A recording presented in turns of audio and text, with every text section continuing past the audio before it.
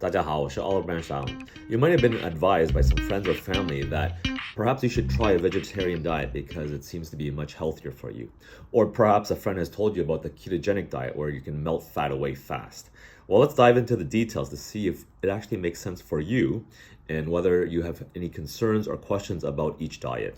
I'm just going to say right off the bat that it's very, very difficult in nutritional science to determine the cause and effect of certain foods that you're eating to the effect that it's actually making on the body, because there are no real good studies that can actually eliminate all the other confounding factors, meaning if this person is very active, if this person smokes, these all factors always contribute to the overall effect of the body. And you can't just isolate this food item because actually you eat other food items together when you're eating food.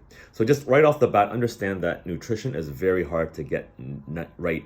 What is the cause and the effect? People can also vary greatly on how they respond to a diet, and everyone responds very differently. So for example, there are vegetarians who do very well on a vegetarian diet and all they eat is vegetables and they can be very healthy. But when somebody else tries a vegetarian diet because they think it's going to be very good for them, they can't seem to get the nutrition that they need. And even though they try in very, very studious fashion, they still fall short and they actually don't feel well. Versus another diet like the ketogenic diet where some people do very well, they lose a lot of fat, they have a lot of mental clarity, but then other people who try it, they get headaches, they get GI issues, and they just overall generally feel very low in energy. Already you can see that certain diets work for certain people, but fail miserably for others. If we look at the ancient tribes around the world, some parts of Africa, like the Maasai tribes, they eat only animal meat, and so they have a lot of blood and organ meat and muscle meat, and they thrive, they do very well. As well as the Eskimos or the Inuit up in the Arctic. All they eat is blubber or fat from whales.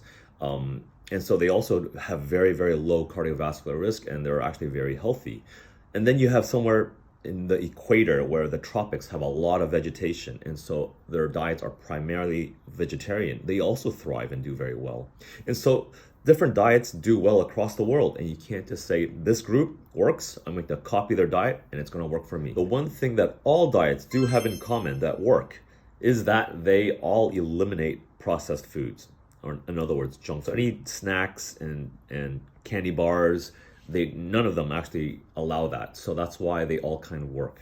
Conclusion, guys, long-term sustainability is the key. So there are certain concepts that you really want to ingrain and not just follow a diet blindly. These concepts, as I mentioned in previous videos, are reduce sugar intake, so low refined carbohydrates as much as possible.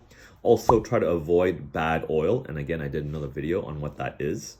And really just try not to eat too much. The less you eat, the longer you live is a very general but a really true statement that you can actually follow. And also, you need to understand what works for your lifestyle. If you're in an environment that constantly eats a lot of rice because that's just in your family and they cook and they're always cooking, then you need to find other ways where you can control your nutritional diet, because you can't just say, no, I'm the only one who's not eating rice in the family. That just doesn't work. So you need to also consider things that you can control, things that you can't control. So that's it, guys. I hope you found that useful. As always, please leave any questions or comments below, and I'll see you next time.